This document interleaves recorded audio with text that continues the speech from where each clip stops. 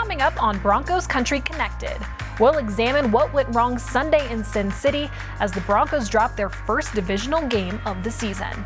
Then Broncos wideout KJ Hamler will be in studio to break down his first big catch of the season and what advice he has for Javonte Williams as he embarks on a similar rehab journey.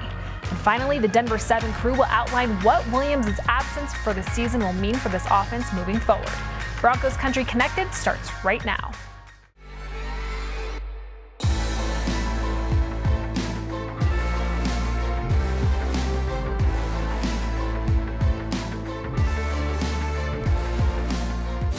Thanks for tuning in for the October edition of Broncos Country Connected. I'm Alexis Perry. Lionel Bienvenu, Troy Rank, Ryan Harris, and Nick Rothschild will be along here shortly. The last time we came together for this program, the Broncos had just named their 53-man roster and were preparing for their season opener against Seattle. Fast forward 4 weeks and the Broncos hold a 2-2 record with wins over Houston and San Francisco, but most recently dropped their first divisional game in Las Vegas. The Broncos entered their Sunday showdown with the Raiders looking for their first win on the road this season, but ran into an inspired Raiders team trying to avoid an 0-4 start. The Raiders' balanced offensive attack was just too tough to contain as running back Josh Jacobs broke through Denver's defense for 144 yards and 2 touchdowns on 28 carries, while Derek Carr connected with Davante Adams 9 times for 101 yards. Russell Wilson had his most impressive outing this season, throwing 2 touchdowns and running 1 in himself, but it wasn't enough to overcome untimely penalties, missed tackles, crucial drops, and a costly fumble. Here's a look back at how it all unfolded on Sunday, thanks to the Broncos Director of Production, Austin Brink.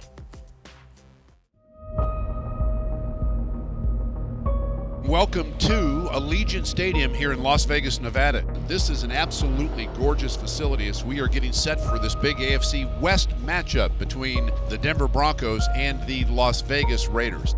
Bronco fans have shown up as we have been accustomed to when the Broncos play an AFC West rival. A series that dates back to 1960, been a long time.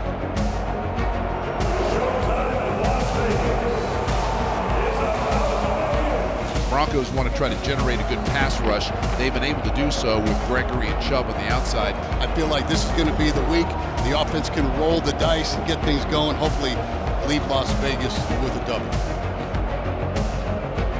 Carr faces pressure, and he's hit, and he's sacked back at the 25-yard line. KJ Williams, and they'll force the Raiders into a punting situation. Shotgun snap. Wilson bounces in the pocket, throws the ball into the end zone. Touchdown, Denver! Back in the end zone, Cortland Sutton. A laser strike from Russell Wilson. And the Broncos take the lead here in Las Vegas. They run the draw, and Josie Jewell has Josh Jacobs in the backfield. A big second down play there by Josie Jewell. He went untouched. Big loss for the Raiders. Melvin off that right side, running hard, and Melvin fumbles the ball, and the Raiders have picked it up out over the 40, midfield, down the sideline to the 15-10-5 touchdown. Second down at 7, clock under 8 minutes to go. Denver down 9. Wilson, shotgun snap. Avoids pressure, steps up, throws a home run ball. Ball caught inside the 10 for KJ Hamler. Wilson has him at the line of scrimmage. First and goal to 3. Wilson fakes to Melvin Gordon, leads it to the end zone. Touchdown, Denver! A 75-yard touchdown drive in 6 plays engineered by Russell Wilson. Final score from Allegiant Stadium here in Las Vegas. The Raiders 32, the Broncos 23. While that loss to the Raiders stung, the biggest blow to the Broncos came Monday when we learned running back Javonte Williams will miss the remainder of the season with a torn ACL and LCL and other significant damage to his knee. Pass rusher Randy Gregory, who also left the Raiders game early, will miss some time dealing with a knee injury, but thankfully will be back at some point this season. Through it all, cornerback Pat Surtain II was a bright spot for the Denver defense once again. After not allowing a single reception Week 3 against the 49ers, Surtain had another big game with 2 passes defensed, including a touchdown-saving breakup in the end zone. This is what he had to say while wearing the wire Sunday in Sin City. Let's go, man. Start fast today. You got to start fast today, man. Yeah. Yes, sir. Oh.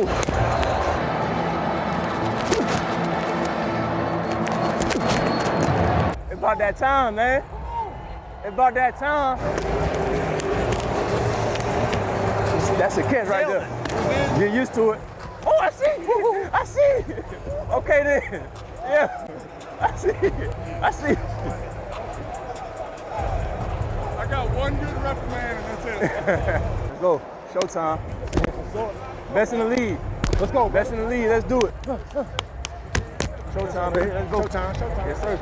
Every single time that ball goes up in y'all's direction, it's us and nobody. You already know what time it is. Yes, sir. Let's get it work. Carr takes a snap, pressured, throws the ball to the end zone. It's knocked away at the goal line, incomplete. Need a pick. Javonte Adams, the intended receiver, and Pat Surtain was there. Play fake for Carr, looks for Adams, throws the ball, knocked away by Pat Surtain, incomplete. Feels pretty good about that play. Why not? Carr bounces around, throws the outcut, and that ball knocked away at midfield. That is Pat Surtain. I tell you what, after this game, too, there's going to be a lot of people around the league talking about Pat Surtain and how he played against Javonte Adams. He's putting on a clip. Still to come here on Broncos Country Connected, I'll be joined by Broncos wide receiver KJ Hamler to learn more about what it's going to take for this offense to start producing more points moving forward. Don't go anywhere. This segment brought to you by Check Links, the proud protein partner of the Denver Broncos. See if the Denver Broncos can make this third down work. 3rd and 6. It is lively here, as you can hear. Wilson has to walk up and change something with the offensive line. Backs into the shotgun. 3rd and 6. Raiders bring 6. Wilson loads it up. Home run ball down the west sideline. Ball is caught.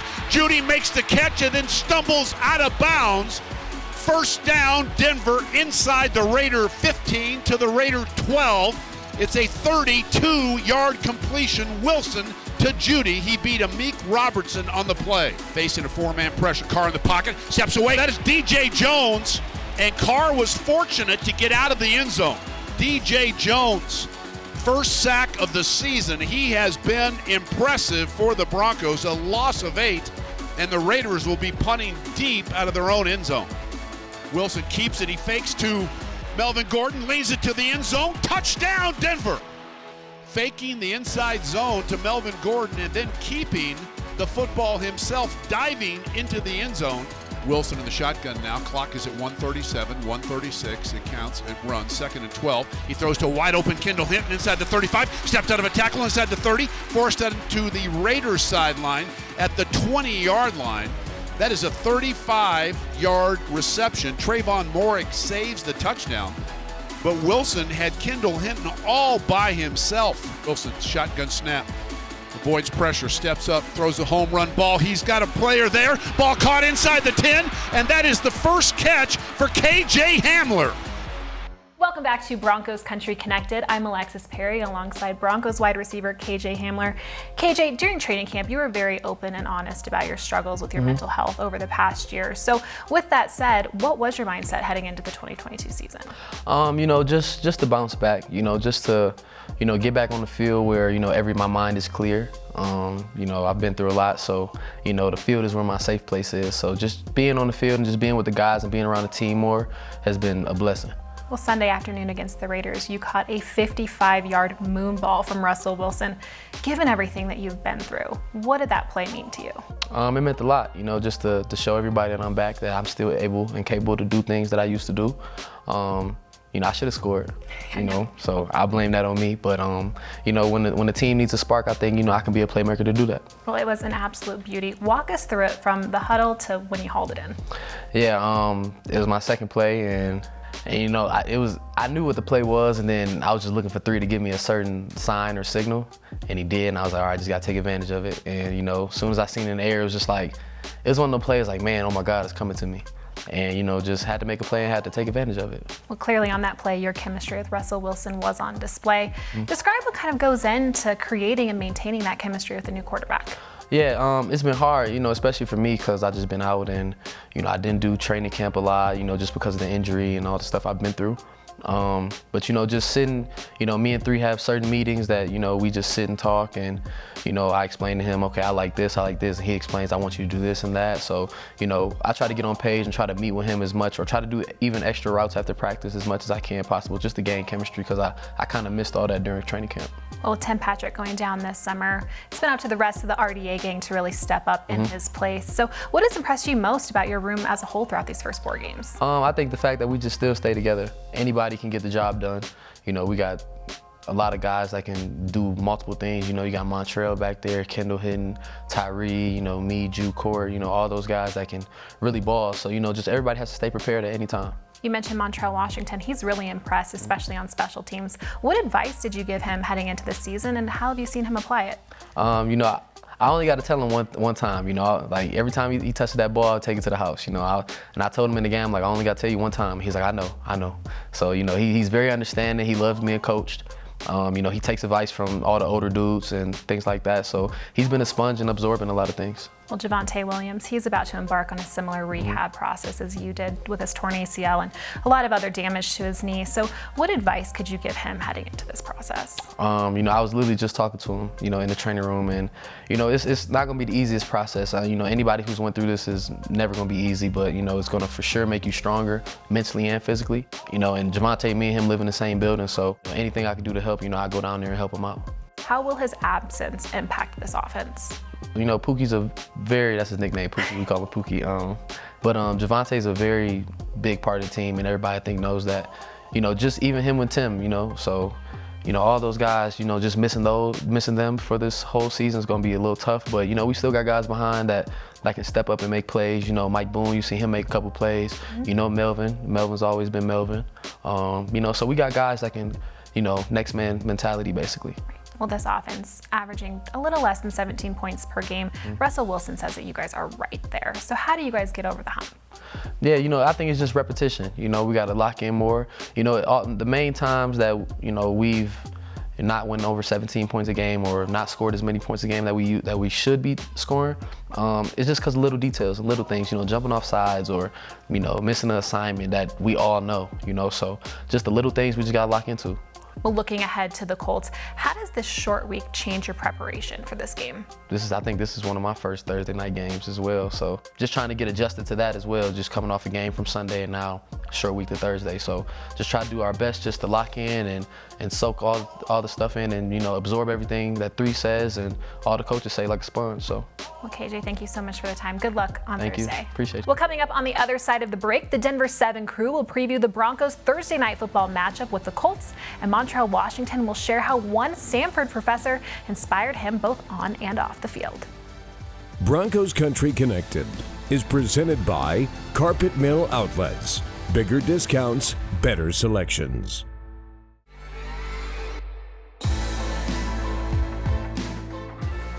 You're watching the October edition of Broncos Country Connected. Like I mentioned earlier, Sunday afternoon against the Raiders, running back Javonte Williams and edge defender Randy Gregory both left the game with significant knee injuries. With more on what the extent of those injuries are and how they might impact the Broncos moving forward, let's check in with Lionel Bienvenu, Troy Rank, and Ryan Harris. Thanks, Alexis, and welcome to our Denver 7 segment brought to you by 1-800-GOT-JUNK. Okay, guys, wow, a lot to talk about here after 4 games. And first and foremost, of course, injuries and the running back situation. Troy, Javonte Williams is out for the season, so Melvin Gordon will carry the load on Thursday night against the Colts. Melvin Gordon, who leads the NFL with 4 fumbles in 4 games. How concerning is this right now? Well, it's devastating. The running back room is in chaos right now because Javonte Williams was emerging as the clear number 1.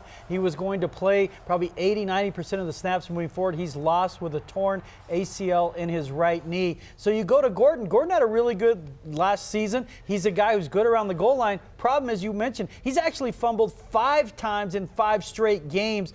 5 times in 44 carries. Lionel, it's just unacceptable. He's got to find a way to clear his head and just give him his best on Thursday night because they're not going to be able to make a move and bring somebody in on a short week. Maybe after the Colts game they address the room, but for now they got to lean on Gordon and try to get through this Colts game. So Melvin Gordon, Ryan, We saw how emotional he was after the Raiders game. What is the next step for him now, emotionally and mentally? Well, first and foremost, he just has to accept what's happening. A lot of times when we make mistakes, we want to ignore it. It's somebody else's fault. But making sure that you accept what's happening is key to moving forward. Next for him is also talking to a mental performance coach. I had one all 10 years I was in the NFL. The Broncos had one the year we won Super Bowl 50. It's so important in a high-performance situation that you have a process to improve when you feel embarrassed, when you haven't performed your best. He can do those things, and the biggest thing after all of it is just keep it simple.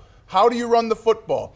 Carry the ball, look for a hole, get down on the ground. Those short things will help him in a big way. Just small little things, talking to somebody, getting a process, and remembering how to carry the football will be all the difference for the Broncos. The good news, Troy, Russ finally started cooking in Las Vegas. He was like Wolfgang Puck, had a passer rating of 124.9, 2 TD passes, a touchdown run. Troy, do you feel like this is it? This is the beginning for Russ. 4 games into the season, now he's finally ready to go full speed ahead. You're going to have to find a way to stay balanced, as Ryan and I have talked about. Maybe you do bring the tight end into the passing game now to add to Cortland Sutton and Jerry Jeudy, but he's going to need another weapon to develop. But what I like from Russell Wilson is he's starting to use his mobility, look for him to move the pocket more, look for more bootlegs, because they're going to have to lean on him extraordinarily to get this season back on track. But I did like what I saw. Vegas, that looked like the best we've seen of him. All right, we got to talk about the defense. They were top 3 going into Vegas, but they left like Nicolas Cage in leaving Las Vegas. Okay, maybe not that bad. But they did allow 25 points, more than double what they had allowed per game previously, Ryan. They got gashed on the ground. Tackling was very suspect. They're still a top 5 defense, according to the latest stats, but they have to regroup for Thursday night. They absolutely do. They don't know who they are. Are they the team that just 2 weeks ago was dominant with 2 turnovers in the fourth quarter? Or are they the defense that allowed yet again Josh Jacobs and the Oakland Raiders to rush for over 175 yards? They have to stop the run, because the Indianapolis Colts are going to do that. One thing about the NFL, if you show a weakness, teams are going to test that weakness early and often until you show you can stop it. So the first thing that the Broncos defense has to do is figure out who they are and stop the run in figuring that out. Is it time for the growing pains to kind of be done here for Coach Hackett, the offense, Russ, all of it? If the Broncos want to stay in the playoff race, Thursday night's game, is that a must-win? Yeah, listen, Lionel, they've had more growing pains than Kirk Cameron. Enough already. Like, if you consider yourself a playoff team, you can't keep losing to teams that aren't going to the playoffs. You already had the mulligan against Seattle. I don't see the Raiders as a playoff team, and you lose to them. So when you're at home, you have to be dominant. The Colts are a mess. Thursday night, I understand it's a short week. I understand you've lost Javonte Williams, but you have to put your foot down and win games like this. Otherwise, you just have delusions of adequacy. What's your prediction for Thursday? I think they're going to win because they're home, and I say they win 23-20. I got 23-10, Lionel. That defense for the Broncos is going to have multiple opportunities to get Matt Ryan down. If they can do that, it will be a successful night. 23-20. All right, thanks, guys. I tell you what, rookie Montrell Washington flashed and popped in the city of glitz and glamour. He put on his own Vegas show, Cirque de Punt Return. He returned 3 punts for 66 yards with a 30-yarder in there to give the Broncos great field position. So let's meet the kid from Samford University. Here's Denver 7 sports anchor Nick Rothschild. Montrell Washington admits that when he got to school at Samford, he was all ball. I kind of came in as that freshman, I didn't really like school that much, you know what I mean? Just was kind of there for football. But that was before he met Professor Clara Gerhardt. She seen how my face kind of lit up when I talked about ball. Dr. G didn't care much for football, but she did care about Washington, so she made a wager. Okay, could you explain this game to me and, get me to kind of like it or love it the way you do, and I'll do everything I can for you to where you can understand school and like school.